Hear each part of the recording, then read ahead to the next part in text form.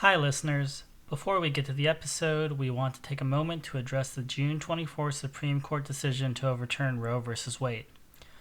This decision stripped away the legal right to have a safe and legal abortion. Restricting access to comprehensive reproductive care, including abortion, threatens the health and independence of all Americans. This decision could also lead to the loss of other rights. Learn more about what you can do to help. Go to podvoices.help. We encourage you to speak up, take care, and spread the word.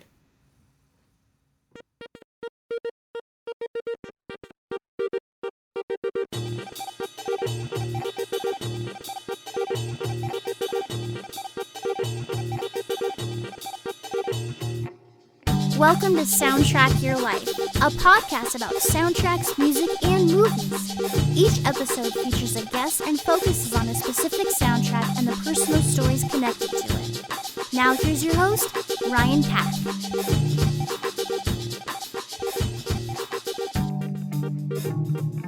I'm Ryan Pack, and this is Soundtrack Your Life. We'd like to thank you for listening wherever you are.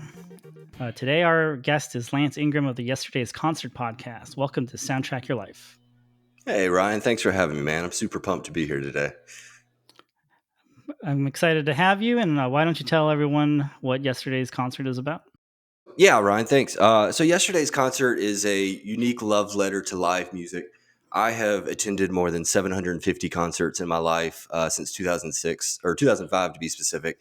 And so what I do is I take those shows and I put them in like journal format kind of, and I bring them to life, kind of like Serial or Disgraceland, some of those kind of shows, add lots of sound beds and things like that to really bring bring the stories to life. So it's really just kind of taking one of my concerts and recreating it in a new and insightful way, adding some of my insight and some of my musical commentary to the shows that I've seen. So I just try to bring music fans together through my stories that I've been to and attended. So it's just a fun way for music fans to kind of hear a story and connect to on their own level. Yeah, it's a great podcast. I listen to it. It is definitely a unique way to tell a story. It's not just him going through the set list and, uploading, poor quality, recordings of concerts, but it's a great podcast. I remember catching your Foo Fighters episode, and I think it was maybe Yeah, just a couple weeks before Taylor passed. it was. And Yeah, yeah. if you're a big Foo Fighters fan, I would recommend catching that episode. He does a great job of capturing, why people love going to see them. Yeah. And, if you're missing Taylor, it's a good way to kind of relive the experience of going to a Foo Fighters show. Yeah, it's definitely a different perspective on the band in light like my telling of that story before he passed away. Because I wrote that I started editing and writing that one probably 4, 5, 6 months before he actually passed away. So it's definitely puts a lot of that story in a new light to have him gone now. So yeah, it's different, but I appreciate you listening. So today, Lance and I are going to talk about the 1992 Penelope Spheris film Wayne's World. So, Lance, why did you pick Wayne's World? Well, first off, I feel obligatory to say this, Ryan, but we party on, Ryan. Party on, Lance. There we go. So Wayne's World, like probably most of your guests on the show, it holds a special place in my teenage years. This was a movie that I was a rock and roll kid as a teenager. I really connected to classic rock. I was kind of a strange teenager in that I really didn't listen to what was on the radio. I wasn't a big fan of the modern bands or top 40 or anything like that. I really gravitated toward classic rock. And another kid that was kind of a weirdo like me, he wore a Wayne's World hat one day, and I was like, "What's that?" And so he was telling me about the movie. This was like 2002, 2003, and so that was a big thing for me. And but I just watching that movie, it was such a rock and roll movie. Even though it really, I mean, it does deal with like rock and roll, but the spirit of it is just very rock and roll, and I think that translates really well. And to me, it just connected a lot of ways. I went to go see The Who this past Friday night. And while I was there, I was thinking about, our conversation. I knew our conversation was coming up, and I was just thinking about when I watched that movie for the first time, I never envisioned that I would get to see bands like The Who and the Rolling Stones and all these kind of artists that I've been fortunate enough to see over the years. I grew up in middle of nowhere, Mississippi, essentially. So touring bands didn't exactly come through our neck of the woods. So to be able to watch Wayne's World and hear those songs and see the Motley Crue shirts and the Aerosmith shirts, that was just a dream for me. That wasn't reality, but to be able to live that out now, it takes on a little extra meaning that it didn't when I originally watched it. And it really formed a lot of my musical opinions, and kind of like especially the part where he drops at Alice Cooper's feet and he says, "We're not worthy, we're not worthy." Like, that was very much my perception of any musician for a very long time. I remember going to see the Hold Steady in a little bar in Memphis, and it was very much a like, we're not worthy moment. But it's like, this is like a 400 cap room, on a Sunday night. It's not exactly like Alice Cooper or Aerosmith or anything like that. And so it really shaped the way that I view music in a lot of ways. So that's interesting. You're not someone that was watching SNL back in like the late '80s and getting familiar with No. Wayne's World through that. You kind of have a completely different way of kind of experiencing it for the first time. Yeah, yeah. I mean, I'm only 33. So when this movie came out, I was only 3 years old. And so I think I watched it for the first time in 2003, 2002. So I would have been right around 13, 14 years old the first time I ever saw it. But yeah, I did. I mean, I had to even think about it. Like, I didn't watch the SNL sketches of Wayne's World until I mean, probably just a couple years ago, when I realized that you could access anything on YouTube. Maybe a decade ago or whatever. So no, I really came about it in a purely rock and roll fashion. It had nothing to do with Saturday Night Live. It was all about rock and roll.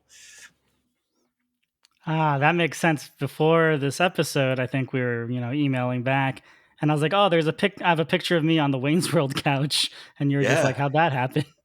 yeah, and yeah, yeah, and I was in Chicago with my wife, and they had a museum that had like an SNL exhibit, and they had the Celebrity Jeopardy stuff, and they had the Wayne's World couch and his guitar, and so I got to sit on it and hold the guitar. So I kind of understand why.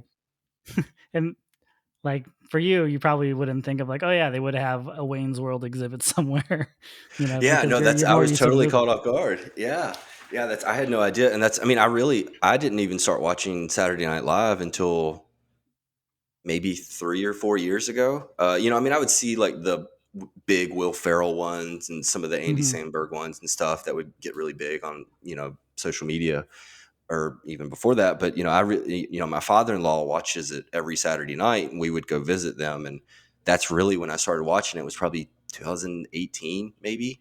I really didn't start watching it before that, so I had no connection to it. It was purely because of the rock and roll emphasis. That's really the only thing that brought me into it. Ah, that's was not expecting to hear that, but that's very cool. Yeah, man.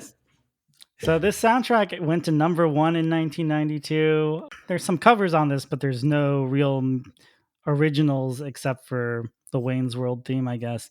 What are some of your favorite songs from the soundtrack?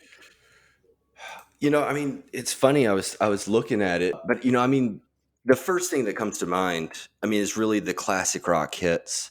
The ones that really catch me were like Foxy Lady, Feed My Frankenstein, even though that was kind of a '90s hit, and of course Bohemian Rhapsody. I mean, that's kind of a yeah, I feel like that's pretty much a given with this movie, especially. But at the time when I was a teenager, it was really Foxy Lady. I remember watching the movie with my mom, and the scene itself with Foxy Lady is rather crass. I mean, not given today's comedy, but in the context of what it is, it's rather crass. For a 13-year-old, it's a man hip thrusting towards an attractive woman to a seductive song.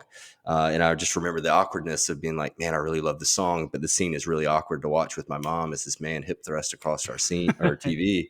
But yeah, I mean, Foxy Lady was the big thing. I was a big, like I said, big classic rock fan, and Hendrix was especially. I had a big poster of Hendrix on my walls. And it added so much to the scene to have that song in it. Just like so much of this movie, a lot of the music just really emphasizes the humor, like especially Dreamweaver. We can talk about that whenever, but just that's what I loved about, especially that song, was it added so much to the humor. And then, I mean, especially with Bohemian Rhapsody. I mean, that was a cultural phenomenon that was started because of the scene in this movie. And I was reading up on it again, just how much that scene really put Bohemian Rhapsody back into the public sphere. That's what they were saying, that a lot of classic rock radio stations had stopped playing it because it was too long, that it was just kind of weird. It was kind of different. But, I went to go see Harry Styles last fall. And before he came out to play, they played Bohemian Rhapsody over the speakers for the arena. And that whole place was screaming the lyrics. I mean, just absolutely screaming the lyrics. And even when they were doing the guitar solo, like people were singing the guitar solo and playing air guitar. I mean, it's Harry Styles. These are like 13, 14-year-old girls. And so it was just it was kind of mind blowing for me to be a 30-year-old classic rock fan to seeing this. But, going back and rewatching the movie, I connected with it again and been like, that's why this happened. Like, that's why this song blew up again. And granted, there was that movie that came out a couple of years ago about Freddie Mercury's life. But I mean, it really was just, it's such a powerful scene in a lot of ways, even though it is just humorous in a lot of ways. Yeah, that scene definitely did put Bohemian Rhapsody back on the map, and I think also the lawsuit against Vanilla Ice kind of put Queen back in the public Yeah. consciousness in the early '90s. Like really weird stuff, right? Like you have Yeah. this movie based off an SNL skit, and you have this rapper who thinks that because he slightly changed the beat that it's an original piece of music. Yeah. Not at all. Yeah, like Queen was one of those bands when I grew up. Like I like sports, so I knew We Will Rock You and We Are the Champions. Another one, Bites the Dust. I feel like they're, Yeah. very popular, Yeah. jock jams. But I didn't Yeah. really know who Queen was Hmm. until this song. This was like, okay, here's this band called Queen, and they made this crazy 6-minute song, and then it started, connecting the dots. Like, oh, they also wrote Another One Yeah. Bites the Dust. They also wrote Under Pressure. They also, and then I was like, oh, this is an amazing band. And it's truthfully like, it's a really weird song in a lot of ways. Like, it is not normal in any way, and it's quite peculiar. And for people to latch onto it like they have is nothing short of extraordinary. Because I mean, if you think about the other classic rock hits, I mean, it's bizarre. It's a bizarre song. But in the context of 20,000 Harry Styles fans screaming the lyrics, it's really just peculiar to me. Because I mean, I think about like some of the Rolling Stones songs, or even Aerosmith. You know, they're not doing that with those songs. It's really a song like, just that peculiar for it to be that well recognized. It's just odd to me, and it really speaks to the songwriting. It speaks to the talent and especially the production of the song. I mean, goodness, the production of the song has to go a long way into how people actually view it. Yeah, that's a good point. Like, even like with modern bands, I don't think people really layer a song like that. Or they No, would call it, gosh, no. or it'd be a song where it would be like a suite of music. Yeah. Like they wouldn't just call it one thing. It would be like three songs blended into one. Yeah. Well, and then I mean, especially too, because I mean, even I think Queen, they won a video award because of the song, because they like recut it with some clips from the movie in it, and then I think it charted again really big because of it. Hmm. I, I mean, it's very. I mean, that just doesn't happen anymore. It's just kind of crazy to think about. Like, I mean, I guess it did with like the Guardians of the Galaxy when when that soundtrack came out. That was a big deal for a lot of people to go back and hear those like classic '70s songs. But it's just, you don't hear a song this weird become this popular. Right. And from a movie, like I just want to be in that writer's room when they're like, we're gonna just do a whole scene to like the majority of Bohemian Rhapsody, just us singing along to the song. Well, and that's what I was reading too. Mike Myers really had to fight. I mean, he threatened to quit the project if they wouldn't use the song.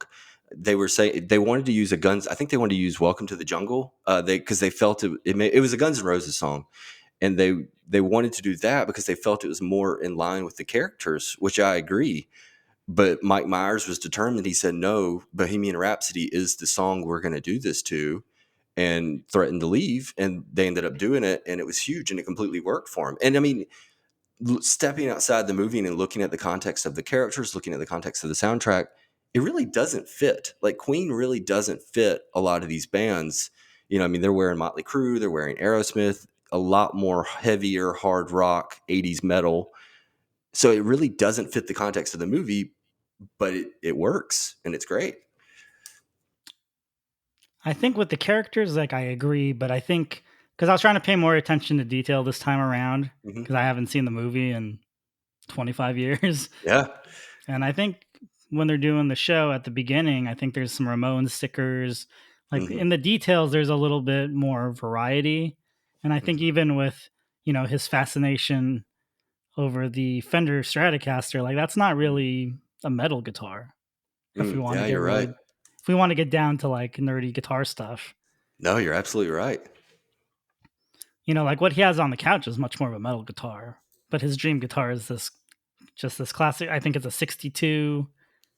They make the note before CBS bought Fender, the 62 Ah. Stratocaster, 64 Stratocaster. Like there's a lot of attention to detail there, but it's not really a metal guitar. Yeah, you're absolutely right. I mean, you're absolutely right. And I think I'm coming at it with kind of a, I guess, jaded perspective as well of just, so a lot of my thought process around this movie as well was I was having a conversation with a guy who runs a 90s alt rock blog um, about a month ago. And the conversation has just weighed heavy on my mind because the conversation was about returning to the grunge and what it was like to be an alt rock fan in the early 90s and to see the rise of grunge music, especially because I'd known this guy before and he was a big metalhead before. So he grew up on Judas Priest and Iron Maiden and all these classic metal bands. And he was talking because I asked him, I said, so was it like a light switch? Because, all the documentaries, everything portrayed shows grunge coming in and that was it, that it was just all Nirvana, Pearl Jam, Soundgarden. And he was like, it really wasn't. He was like, yes, there was a big cultural shift, kind of like when the Beatles came on television and everybody in America saw it. But he's like, it wasn't overnight because you still had Motley Crue selling out arenas. You still had Aerosmith with hits. And, he was just saying it was around 94 that the grunge movement actually took over and was really the predominant thing. And all your metal bands and 80 bands were gone or, stuck in small clubs again. And so, thinking through the context of this movie, it was, written and recorded in 91. It didn't come out until 92. So they were experiencing that grunge movement as it was happening. Yet, Wayne and Garth are very much 80s metal rockers. All the characters are 80s metal rockers. And so, I was thinking about the singles soundtrack that came out in 92 as well. And that characterizes the scene and the year so much better than the Wayne's World soundtrack does. Because I mean, even like I was thinking about the three classic rock artists on here. You have that came out with new album or new songs. You have Eric Clapton, Alice Cooper, and Black Sabbath. They sound incredibly dated, and those are some of their those are not like, I mean, Feed My Frankenstein's good, but Lovin' Your Lovin', like that's just a terrible song. And as well as like Time Machine by Black Sabbath, that's just another terrible song. And it's just interesting that like Wayne's World fails to capture the cultural moment that it was in. Am I making sense or am I just rambling? I see where you're coming from, but I also think that that's done on purpose. Like I think they're supposed to be kind of only The hip in their Outcast? minds. Yeah, I think they're only Yeah. supposed to be hip in their minds. Like Wayne lives with his parents and Garth has that beat up car, the Mirthmobile. Like I don't think you're supposed to necessarily look at them as like they're the coolest people. Well, what about when like they arrive at the beginning of the movie and like everybody's like, "Oh, this is what everybody watches," and they're somewhere in the car. I can't remember where they showed up at, and they're like, "Oh, hey, it's Wayne and Garth." Oh Like, I mean, yeah. they seem to be like popular people, so at least I mean, there's that. But I think more so it was. I think I think you're right. I do think you're right in that. I think I'm getting more at like I'm still going back to that conversation in my head of it was still that transitional period between grunge and metal fading out and to see, between singles where it really captures the grunge side versus Wayne's World where it still captures that dying metal side. There's just this overlap between the two movies that came out that year that kind of they overlap in that period. And I don't know. I just found that really interesting when I was rewatching it this time. I've never thought of taking those two movies and kind of putting them side by side. They did both come. I guess I didn't think about like, oh, they both came out in '92.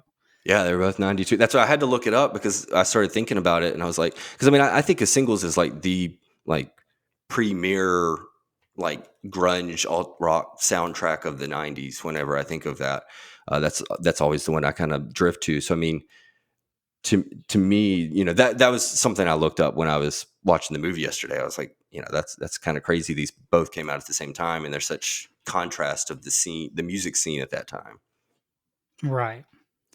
I think the biggest difference, or I guess how I would explain the difference between the two movies and why they both kind of work in the same year, even though they're very different views, is Singles takes place in Seattle, Hmm. right? And all the Yep. characters are from that scene, and you have legitimate members of Pearl Jam in the movie as Yeah. Citizen Dick. I think it's important that Wayne's World is in Aurora and not Mm. Chicago. Yeah, that's a You good know, point. they're in the suburbs, right? So I think that already by default makes them less cool. And I think that's why it's like okay that they're like still in this older scene because they're not in the center where culture is. That would be Mm. Chicago for them. Yeah. No, you're much better at analyzing films than I am. I'm way too attached to the musical side of it, and you're absolutely correct. Um, no, that's a really good perspective on it. I appreciate that. And I think in the second movie they bring up Peter Frampton as like the soundtrack of the suburbs. Oh yeah, they do, don't they? I haven't watched that one in a hot minute. I remember not loving it as much, even though they had Aerosmith in it. That was really. I remember watching that as a teenager and be like, "Oh my god, there's Aerosmith." But yeah, I haven't watched that one in a long time. I got to go back. I should have done better homework. I'm sorry. I gotta. I just went from an A to a B on my exam because of this. No, you're right. Wayne's World 2 should have been a better movie. The idea of Yeah. Wayne and Garth starting a music festival should have been an amazing movie. Oh yeah, it did not. I remember even as a teenager when I had zero awareness of movies, good or bad. I remember not loving it like I did the first one. I mean, Yeah. even like kind of we were talking about earlier, like this movie is still funny. I mean, 30 years later, I mean, it still hits in a lot of ways. I was not expecting to laugh out loud as much as I did when I rewatched it. It was a very, I don't love going back and rewatching older movies, but the humor was definitely still there. Yeah, I was expecting the worst when I rewatched it. A movie from 1992 based off a sketch, and I Yeah, knew there was going to be a lot of, you know, ogling at women and all that stuff. yeah. It it's not as offensive as I thought it would be. Obviously, some There, things are not as great, but Yeah, I was gonna say there were still a couple things I caught when I rewatched it that I was like, oh wow, that's not okay. Like that part is not okay. Like uh, the way they call things mental, like that's really not cool now. It's just really a snapshot of the time and what was allowed to be said then. Definitely not today. right, and going showing at women and things like that. Like, but that's why I also think it's kind of okay because they're not supposed to be cool people. Like, they're Yes. supposed to be kind of lame by default. So, like, there's a scene where he first meets Cassandra, and he Mm. says like, "Oh, there's a lot of kung fu fighting tonight," and then he kind of winces, like he realized he said something stupid. Yeah. And I think that's kind of like the movie has like a good self awareness that it's kind of terrible about things at times. Well, I mean, uh, it's very meta in a lot. I mean, they break the fourth wall a lot more than I Mhm. remembered, and I mean, even like when he and Cassandra are in bed and she gets off the phone and they start like pretending to make out, and it's like gratuitous sex scene or whatever it is. And I mean, multiple times through the movie, it does that. It'll pop up at the bottom and just say something, and it is very meta and it is very self aware, like you're saying. And I mean, I really wasn't aware of meta jokes until Deadpool. I mean, so to me, it was really, that's a really cool thing to do for so far back. Yeah, there weren't a lot of meta movies back in the 90s that, at least not from my recollection. I recently did an episode on Josie and the Pussycats, and that movie is Nice. also super meta. Oh, And it's really? also like a pretty fun rock and roll movie. But I think in 2001, people were like, what the hell is this? That's as a rock and roller in the early 2000s. That was my exact reaction to that movie. I never watched it. I'd like to think I should go back and rewatch it or watch it for a first time to show how much I've progressed as a human because I definitely had that thought as because I mean, I was definitely like that really stupid kind of like Ted Nugent, Leonard Skinner. just really, cock rock kind of. That's what I was into. So that definitely was my mindset a lot. And I mean, a movie like Wayne's World, you can see with that kind of mindset, you can see why it would appeal to a young, dumb teenager like me who loved loud guitars and music that objectified women and things like that. So it was really right up my teenage alley, and I probably just said enough to get myself canceled there. No, I mean, it was. So I saw this movie right when it came out. I might have seen it in the theaters because I have older siblings, and they wanted to go watch it. I have sisters. They're like, "Let's go watch the Wayne's World movie." That's funny. I think I enjoyed the movie much more in 2022 because I didn't have them there to like yell at me about how little I knew about music. I was like, "Oh, that Tia Carrera song "Fire" is great." I was like, "That's a Jimi Hendrix song, stupid." And it's like, That's "Oh, funny. like I don't I make $5 a week in allowance. I don't have access to a lot of music, you know." That's funny. Yeah, it's funny you say that because she was actually like my least favorite. Like her songs were my least favorite ones in the movie. I don't particularly love her voice, and rewatching it, her songs sound incredibly dated. I mean, even more so than like the Hendrix song and things like that. Like the one song, "Why You Want to Break My Heart," that song sounds incredibly 80s, 90s. Like it just sounds so dated when I rewatch the movie. And I mean, maybe it's just my bias, but like Foxy Lady still rocks pretty hard today. Like it's kind of crazy. Yeah. I mean now it's like, yeah, it's not the best version of this song. But Yeah. I think it might have been the first time I heard Fire in any capacity. And then Yeah. it, led me down to who is this Jimi Hendrix? Well, and it's what was it? The Dreamweaver. I was reading that he re-recorded the song specifically for the movie, and I I mean, like that's one thing that I noticed about it that I didn't really connect with as a teenager was like how well it adds to the comedy of the scene, which is how much it intensifies the moment. And I caught myself laughing at it, and then I was like, I've never listened to that song intentionally in full. And so I went back and re-listened to it yesterday, and I was like, this is actually a really great song. It's got a really great groove to it. And I was kind of astonished at how much I liked it today. And I thought about like, kind of like I was saying earlier, like 16-year-old Lance would have absolutely hated this song. Like there's nothing about it that he would have liked. But I mean, like today I listened to it and I was just like, it's got a really great groove to it.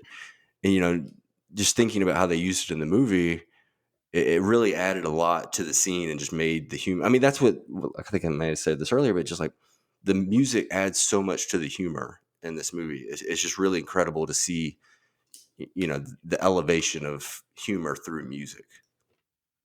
Yeah, I think on first glance, people don't really think of this as a music movie because it's not about them being in a band.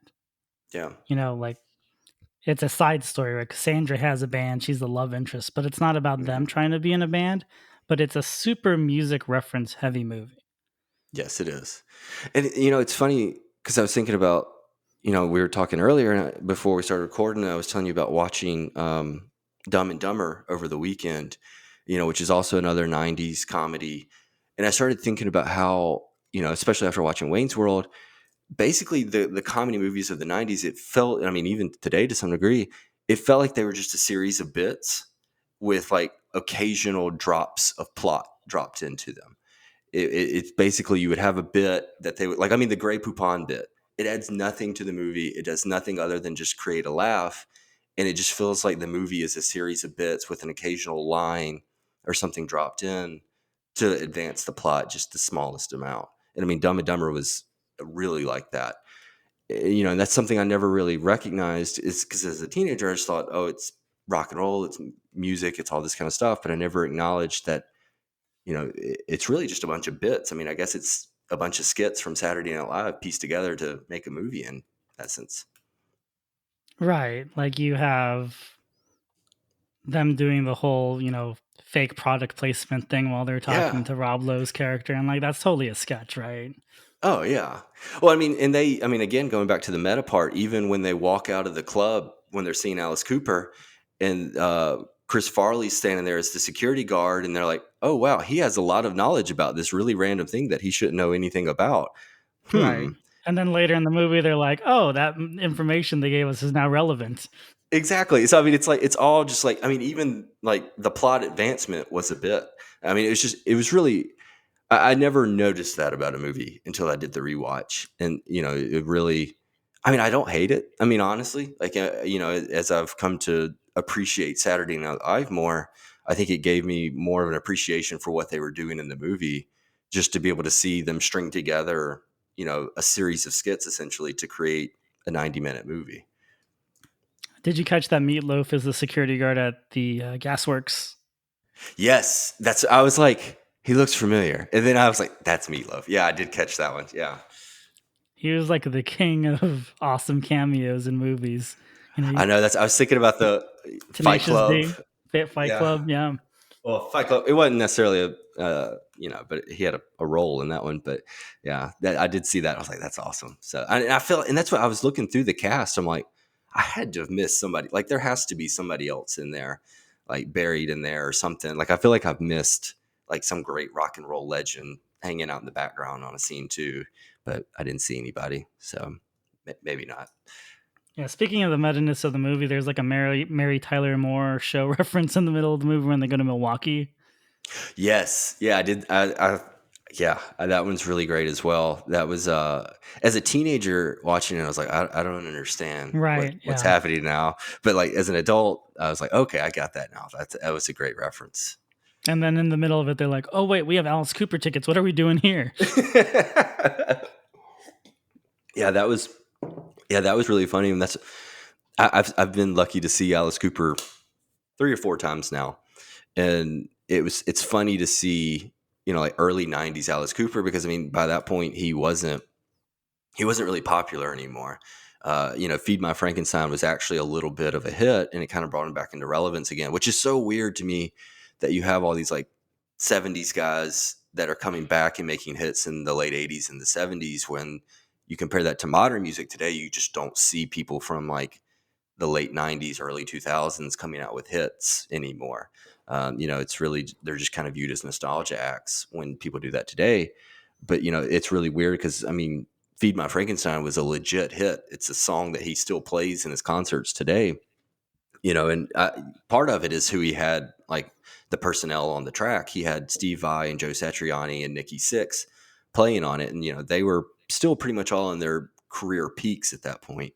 But it was really cool, and but getting to the movie, like being able to see him today versus 30 years ago, it's crazy. He still looks old in the movie. Like I mean, it's very clearly like a guy who's past his prime. But they bypass the cliches and the stereotype of who you expect Alice Cooper to be. And the first time I saw Alice Cooper, I was amazed that like he never breaks character live. He always plays the exact same Alice Cooper character, I'm assuming, until he steps off the stage. He never says thank you for coming. He never like, this song was written. It's all very much like this menacing, glaring figure on stage that's super imposing. So it was really cool just to go back and see it in light of actually having seen Alice Cooper in concert multiple times. Yeah, and I'm also wondering in the early to mid '90s, I feel like a lot of older rockers were still viewed hip enough to be like on MTV. And I wonder Yeah. if that kind of helps things. Like, Aerosmith had a huge comeback in the mid '90s, right, with those Oh, Alicia huge. Silverstone videos. I remember Tom Petty still being on MTV. I mean, obviously, Wildflowers was an amazing Yeah. record, but he was making videos. Oh, and it's such a. I think it speaks to the quality of the artists from the late '60s and the '70s and even into the early '80s that they were able to kind of defy those norms. Because I mean, I don't think it's just that things have shifted. I think they were also such a special batch of talent.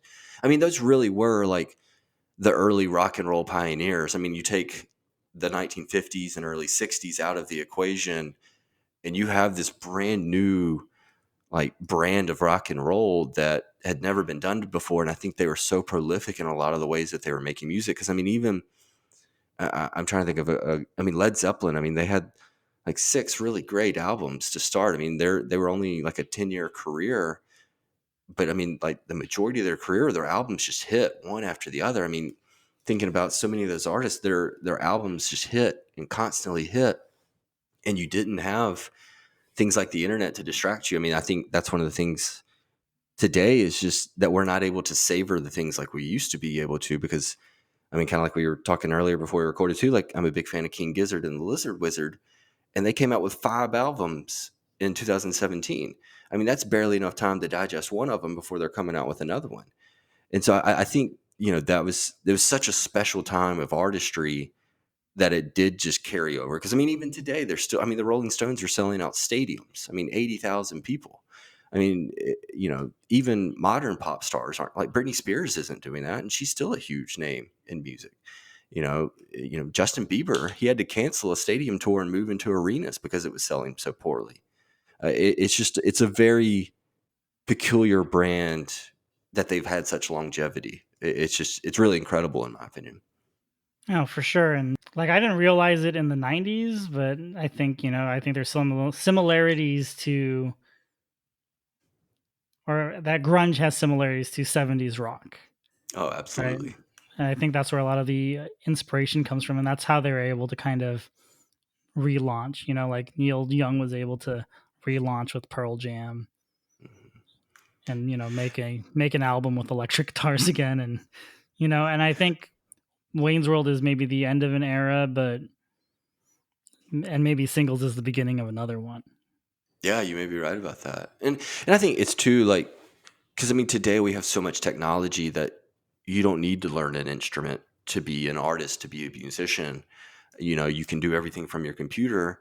Whereas, I mean, from the 60s until, I mean, even guess going into the 50s, really and truly, up until the mid to late 90s, guitar was the instrument. I mean, that was the instrument of cool. If you wanted to be cool, you either played guitar or you played drums. Whereas now we have so much technology, you don't have to be, you know, you don't have to play guitar to be cool. You can make really great beats and, rap and do other ways to really express artistry. They had such a hold. The instrument had such a hold on popular music. It really had a way to hold its strength over time.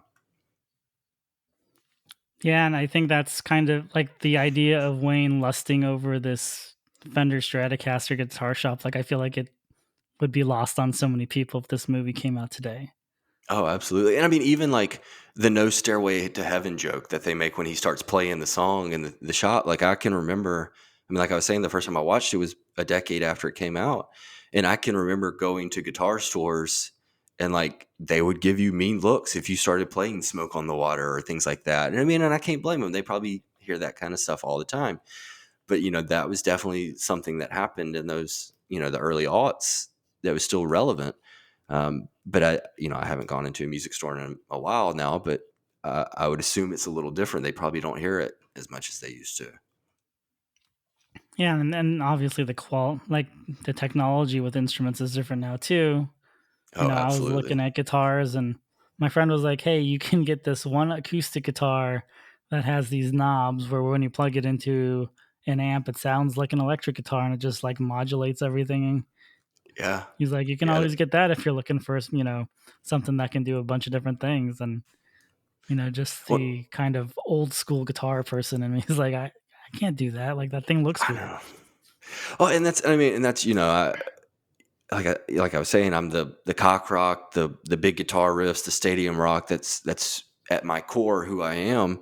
Um, I definitely have gone beyond that in my taste today, but you know, a part of me still kind of pines for that. Like I went and saw Greta Van Fleet in 2019, and they're very much a retro rock and roll band. And I'm working on an episode about them for my upcoming season, and I kind of came to this realization of like, am I just pining for the good old days, or am I trying to look to the future of music? And there was a lot of just kind of pretension and still living in the 70s rock instead of saying like, let's make something new, let's try something different. And I really, it really bothers me when people say like there's no good music today, like they don't make music like they used to. Like there's a lot of really great music being made today.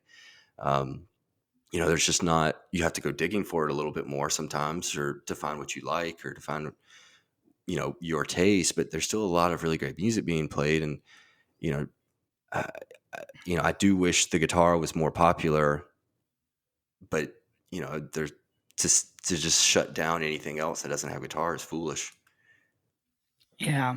I mean, I don't think any traditional instrument will ever go away because they're the foundation of music in general, like pianos Sure. and the guitar, bass, drums. And I heard an argument the other day about, you had jazz in the early 1900s that was so popular, and at one point you had blues being so popular, and then rock had its place in time. Blues and jazz are still prevalent. You can still find both. There's plenty of jazz and blues clubs all over the country. I mean, I've seen blues artists, I've seen jazz artists, and they may not be selling out arenas, but they're still there. They're still out there. I mean, I don't think rock and roll music will ever take a back seat like either of those two genres did. But I mean, it's not like rock and roll music is going to go away. It may not have its spot in the spotlight anymore. It may have moved on. And that's thinking about the movie. If they made it today, it would probably be a rapper. Like, it would probably be somebody who was obsessed with early aughts rap or something, if we're putting the date on it, just like they are with 80s music. So I would be interested to see what a Wayne's World today would look like. That would be an interesting perspective. I mean, I feel like they kind of zero in on something so specific in that movie, Hmm. and I wonder if the success of Bill and Ted is also kind of what feeds into Wayne's World. Like, I feel like they're just like a hornier version of Bill and Ted. I think you're right. I think you're absolutely right about that. That's really funny. I'd never thought about that, but you're right. Like, I think they're skewering a cultural sort of thing that I was too young to understand, and you were barely Born. born to understand. But by doing this podcast and going through all these different soundtracks, I think the Tia Carrera tracks that maybe haven't held up very well. I think in 2022 or even in like the late 90s, they would have just brought in a bunch of like session musicians, and she would have had to like lip sync to someone's voice, like I was talking about the Josie and the Pussycat soundtrack earlier in this episode. They brought in Kay Hanley from Letters to Cleo to sing. They Mm. brought in like Matthew Sweet and all these other musicians to like Yeah. play all their instruments. Like, at this point, like, there's very few times where like they'll let someone who is not known for singing actually sing on a song. Yeah, and I'm thinking about, the one of the more recent rock movies to come out. I'm thinking about the Elton John Rocket Man movie. Um, I'm blanking on his name. The guy that played Elton John, he did all the vocals in that, correct? Like, he sang all the songs, right? Yeah. So they got what's his name? I'm blanking on it. I know his last name starts with an E, right? Yeah, Taron Egerton, I believe, That, sang. that's it. Yeah, I was like, I'm sure they invested so much more into like the production of those songs because they were Elton John songs, and Elton sure, John obviously had to sign off on all of them. So I think they take the production of these covers a lot more seriously if they're going to have someone who's not sure. like a trained singer sing on these songs. Well, and I remember what the movie Across the Universe came out in 2007, I think. And there's a scene at the end of the movie where a guy is sitting down in a bar and he's playing this beautiful version of A Day in the Life, I think. And I was just like, oh my gosh, that dude could play so good. Like, I didn't know that actor could play. And I went and looked it up online later that night, and it was Jeff Beck. Like, he had played the song and recorded it, and they had just made the guy look like he was playing it. And it was such a bummer to find out that the actor wasn't actually playing. It was Jeff Beck. And I'm like, well, that's scene's not as cool anymore. Like, kind of loses some of its specialness. So, and that may be what makes, Cassandra's band fit better in the movie, is the fact that she's actually doing the vocals on all these tracks. Yeah, I guess they're maybe not supposed to be that great, right? Like, their Yeah, band isn't like, if they're too good, then of course they should be signed. sure. No, you're right. I mean, to me, and like, this is going to sound a lot more rude than I mean it to be, but she had like her voice has Yoko Ono vibes to me. Like when I was listening to it, like because you know, the the Beatles documentary on Disney Plus was is still fresh in mind for me, and you know, I just kept thinking, I was like, she like her wail, her scream, kind of sounds like Yoko Ono's to me, and that you know that's not as much of a knock as I mean it to be, but you know, Yoko Ono never really had a lot of success outside of John Lennon. Um, I'm not really sure where I'm going with that, but that was something that I really picked up on when I watched the movie, was just how similar the voices kind of sounded, especially when they were screaming. Yeah, 1992, I probably couldn't make that sort of connection.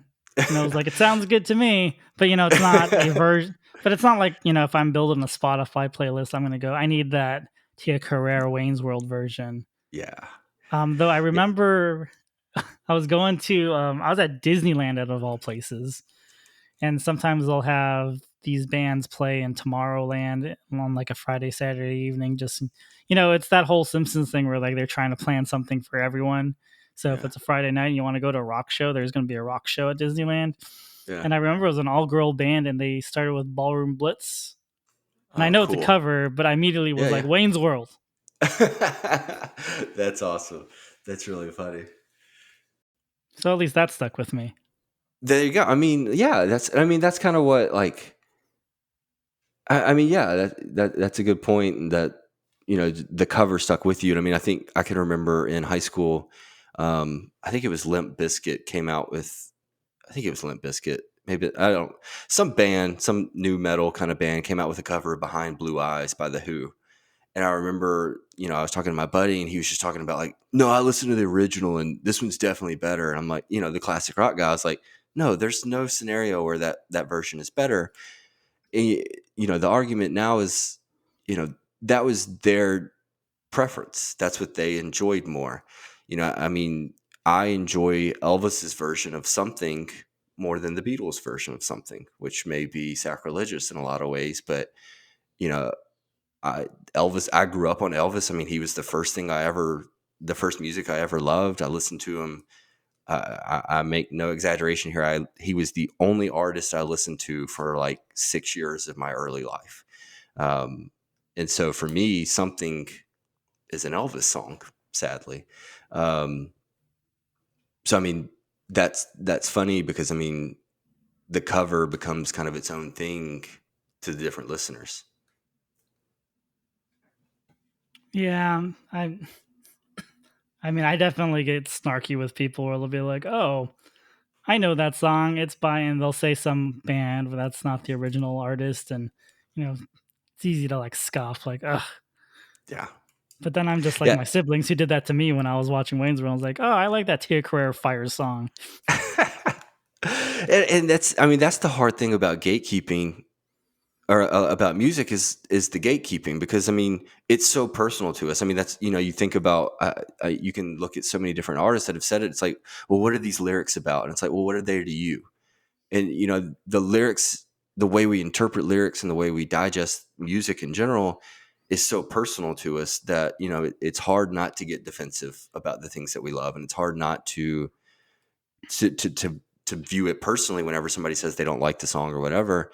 You know, and that's, I'm a very firm believer that there is no such thing as bad music. You know, I may not like all music, I may not love all music, but there is something special to be had in it because it means something to someone. It means something to the artist that created it.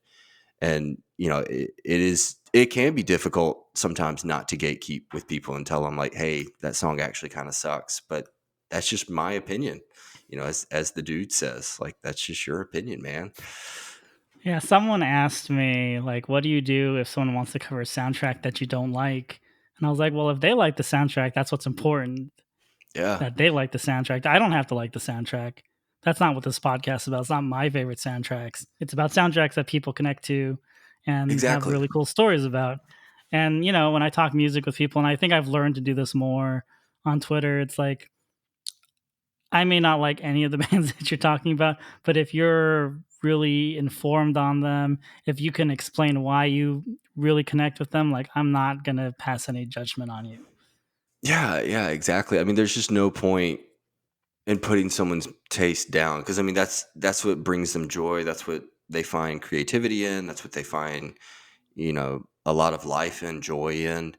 And there's just no point in bringing somebody down about it. And I think when I realized that about myself, I think it made me appreciate my music better, because I've seen several posts several people post on social media about, like, man, I have such great music taste or something like that. Like, I love this song and it's just the best song. And it's like, that's cool, man. Like, if that's how you want to view yourself, that's great. Like, but it's just not worth it to me. Like, I think there was a John Mayer interview I was listening to, and he was talking about people's perception of understanding music. And he was just saying, like, you don't have to understand everything. You can appreciate it from afar. You can appreciate that other people appreciate it, but you don't have to understand everything. And that to me was a big breakthrough, because, like, I've talked about this on other podcasts before. It's like, I struggle to understand Radiohead. I'm coming around on them more. They're not, I know they have a lot of big time recognition. A lot of people really love and adore their music, but for me, they don't move the needle that much. And for years, I thought that made me a bad music fan, when in reality, it was just I had not got to the perception that I understood it yet. Yeah, and like going back to this soundtrack, like I think when I was young, I didn't listen to harder rock, so I would probably just kind of ignore a lot of this stuff, kind of just dismiss it. And now I've come back and I've had a lot of appreciation for a lot of these artists, like, Black Sabbath or, Hendrix, like I didn't get into until like much later in life. But, at first I think when this movie came out, like I was just a kid, so I was just like, I don't worship the devil. I don't have a bunch of tattoos on my body. Like this is not music for me. But now it's just, I if I don't like some of the stuff, it's for purely musical reasons and not because, you know, I didn't identify with it. But back in 1992, I'd just be like, I'm, Alice Cooper. Like Yeah. I'm not one of these metalheads. So I think, going back to kind of what I was talking about earlier, how I viewed, like, this movie really established in me that, that kind of Alice Cooper scene where they drop to their knees and start saying, "We're not worthy, we're not worthy." That really put into my mind that, all rock stars were of that caliber, that all musicians were in that thing. And like I was talking about with the Hold Steady, like the Hold Steady were, I mean, they were a popular indie band, but they were not Aerosmith. They were not Alice Cooper. And, when I went to see them in a small club, like, I mean, they were a bar band essentially. And I'm sitting there thinking they're on the equivalent of Aerosmith or something like that. And so I really think that, you know, that plays into that musical growth, as well as starting to understand the reality behind these artists and just the level of who they are and what they are. And kind of go back to what I was saying earlier about just, their evolution as well as people and as artists. It just kind of comes full circle. Yeah, and the whole, I feel like the whole larger than life thing has been, for better or worse, it's kind of gone away with a lot of rock stars. Yeah. I went to a show where, so this is a bit of a humble brag, I'm sorry. No, drop it. I love it. I went to a Foo Fighters show where it was Dave Grohl's like birthday show. It wasn't like a small venue; it was at a big place, and it was like a celebration of Foo Fighter songs and covers with like all their favorite people. So the show started with them walking out on stage with Paul Stanley, and they did 2 Kiss songs, That's and then awesome. they did like 3 Foo Fighter songs, and then they brought out like Slash and Jack Black to cover Immigrant Song, and Oh my gosh. but like they brought out Perry Farrell at one point to do some Jane's Addiction, and then at the end, like the big surprise for everyone is they brought out David Lee Roth to do some Van Halen songs. That's awesome. And just seeing how they just walk on stage or how they walk around the stage is so different than like even how Dave Grohl walks around the stage. Hmm. They kind of had that larger than life, like I'm a front man and this is what a front man needs to do to kind of Hmm. get the audience going. Yeah. No, there was I went to see Willie Nelson. This was 2017. I went to go see him. I drove to Chattanooga, which is about 6 hours away from where I'm at in Memphis. And they didn't have video screens. They didn't have anything like that. And it was a pretty big room, and I was pretty far back, and like just to see the way his fans adored him, because I couldn't see him very well at all, but just the way his fans adored him and worshipped at his feet, and when he played those songs, just the way they got so excited. I mean, he had that larger than life persona. And I mean, he's a music legend, not even just country legend. I mean, music in general. I mean, he is up there.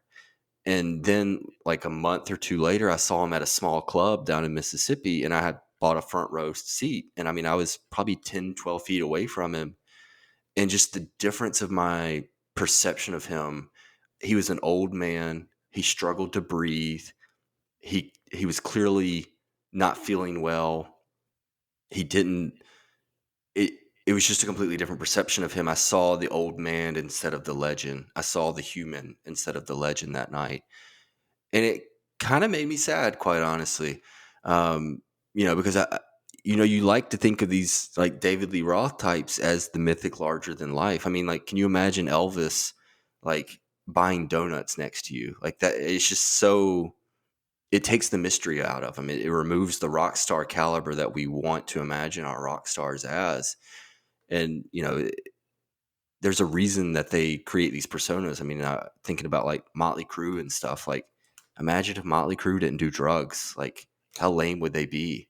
It's just that larger than life persona really makes an artist so much bigger and better in a lot of ways. Yeah, you don't see that anymore. I think one of the best representations of that is with, Prince before he passed away. He was always, you never saw Prince out in the public with sweatpants No, on. He no. was always on. Yeah, I mean, and I'm sure, like, I feel I'm not very connected to rap and R&B and hip hop. It's just an area that I need a lot of work on. But I mean, and I do think they have some larger than life personalities. I do think they do carry that torch in a lot of ways. I mean, how many hip hop artists have made it in the news in the last 5 to 6 years for ODing? I mean, there's been a ton of them, and how many of them have had court cases and things like that. And that's not a knock at any of them, or it's just, they're the popular music, so they're going to get more attention. But I mean, they definitely are living into that larger than life personality. It's just, they're not rock and roll. They're not what I'm seeing. They're not what I'm paying attention to. And that's my own fault for not paying better attention to them. So, I mean, I think the torch is being carried. I just think it looks differently. I think it's not, what we're accustomed to seeing in Mick Jagger and Elvis and things like that. Thanks, Lance, for coming on before we turn this into a singles Wayne's World double feature episode. Yeah, let's not go down that rabbit hole anymore. Where can they find yesterday's concert, and how often do you have episodes come out? So yesterday's concert is available everywhere you can get podcasts. I have made sure that it's available on every single platform so people can enjoy my show. So just look it up, yesterday's concert. We're on social media. We got all the Facebook, Twitter, Instagram, all that. Most active on Twitter and Instagram. We do lots of fun throwbacks of younger me with lots more hair and going to rock and roll concerts when I was like 17. So that's fun stuff to see. But I publish every Monday during the main seasons, during the off season, in between the scripted seasons. I do what are called encore episodes, which are just kind of Q&As, interviews, talk to different people in the industry, different artists, different fans. Those come out every other week in between seasons. So right now I'm in the encore episode period of my seasons. So we're every other Monday. Very cool. If you enjoyed my chat with Lance, you can subscribe to this podcast, give us a 5-star review on whatever podcasting whatever podcasting platform you use. Give this man a 5-star review, people. Give this man a 5-star review. He earned it. Get out there right now. You listen to me drone on for like an hour. Go give this man a review. He earned that. For our Twitters, you can find us for our socials, you can find us on Twitter at soundtrack_your or on Instagram at soundtrackcast. And thank you, Lance, once again for being on the podcast. Thanks, Ryan. I appreciate it.